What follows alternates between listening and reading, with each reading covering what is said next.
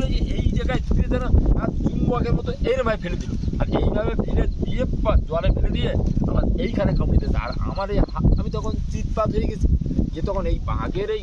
এইভাবে শক্ত জিনিস ধরার জন্য বাঘের গলাটা আমি এইভাবে ধরেছি, এইভাবে ধরে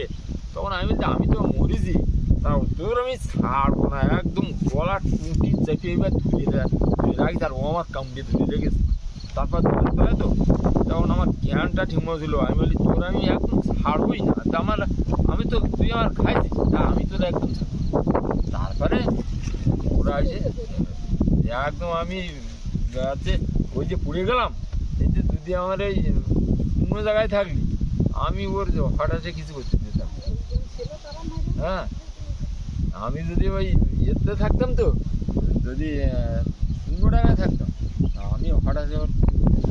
মানে শুধু জল বলে ওইটা আমার